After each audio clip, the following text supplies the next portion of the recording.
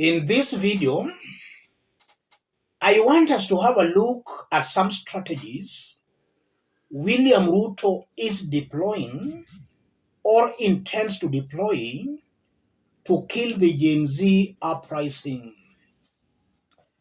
Yesterday, while speaking in Nyahururu, Ruto said he is going to reach out to this group. And we all know that the group's strength lies in its amorphous nature. You can't know where is the head or the tail or the back. It's just some amorphous kind of a group. That's the group's strength. So if William Ruto intends to reach out to this group, who is he going to negotiate with? William Ruto has laid out a strategy where he wants some friendly bloggers and TikTokers to join this group. After joining this group, William Ruto will now call these friendly TikTokers and bloggers to State House, and he'll actually install them as now the leaders of this Gen Z group. That's what I'm seeing here. And I'm saying that because we all know that Butita is a close Ruto friend.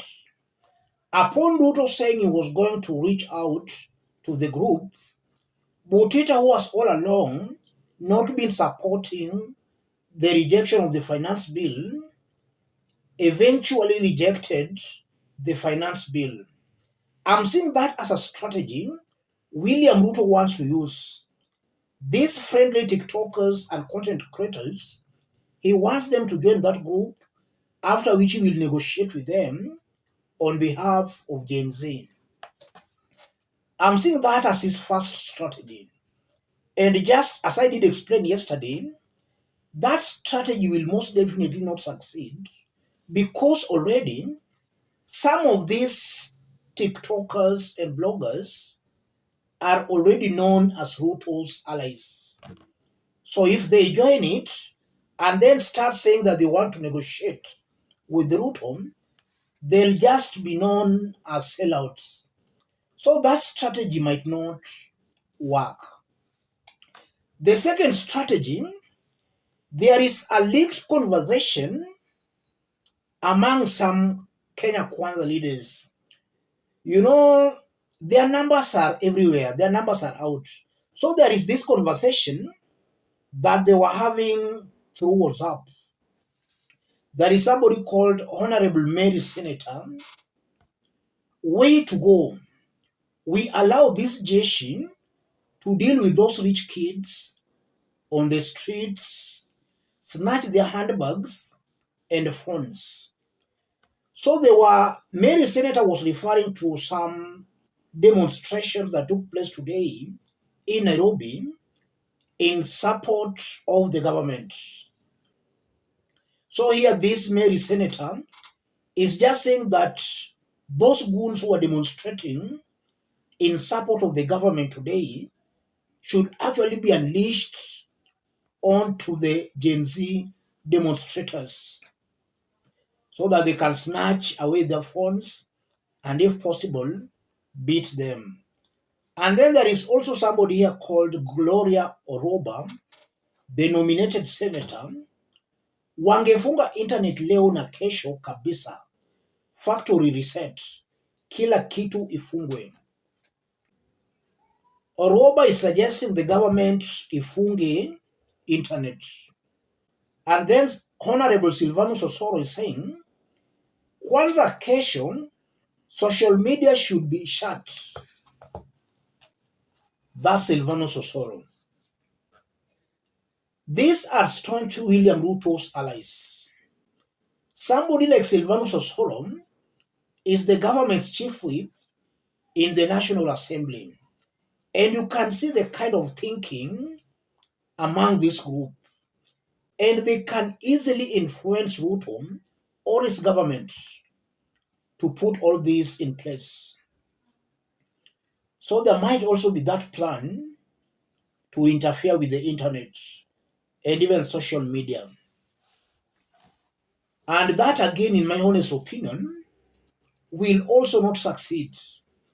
And I'm saying it will not succeed because William Ruto is very desperate to please the West. So he wants to create an image of a democratic leader, a leader who is not a dictator. So it can be very hard for him to interfere with the internet or with the social media. And also, if you look at Ruto on how he's doing his things, we are seeing kidnappings going on where you are just being kidnapped, and then after maybe 1 or 2 days, you are being released. So far, we have seen doctors being kidnapped, Justin Muturi's son being kidnapped, and also some of these influential bloggers who are against the Finance Bill 2024. So Ruto also intends to use kidnappings to scare and to intimidate the demonstrating Gen Zs. That's also something I'm seeing here, ladies and gentlemen. And also Ruto intends to use force. As much as he's pretending that what the youth are doing is encouraging, inwardly William Ruto is very bitter and very angry with the youths. So he intends also to use force where demonstrators are going to be tackled with a lot of force as they demonstrate tomorrow or any other day.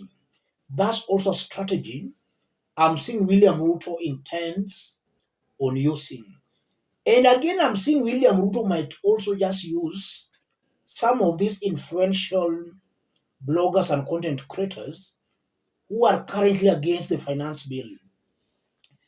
It's alleged that upon these individuals being kidnapped, some, I don't know whether they are being bribed or what, it's alleged that they are being kidnapped, after which some are being bribed or even being intimidated.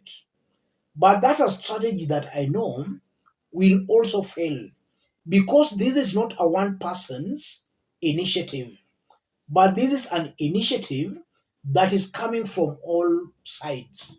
So if one person is maybe compromised, the others will continue with the journey. A luta continua. So all in all, any measure or measures William Ruto will put in place to try to contain the Gen Z's uprising, in my honest opinion, will not succeed.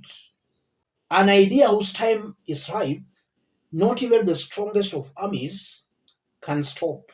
So William Ruto will try very desperately to intimidate and even to infiltrate the Gen Zs, but eventually he will lose unless now he starts delivering, because these people are on the streets because of the sufferings they are going through. Unless William Ruto addresses the issues they are raising, he will not succeed irrespective of any formula he will deploy. That's what I'm seeing here, ladies and gentlemen. Let me stop it there for now. If you are watching us but you have not yet subscribed, subscribe, give the video a like. Any other person watching us outside Kenya, drop a comment, let us know from which part of the globe you are watching us from. If possible, subscribe, give the video a like.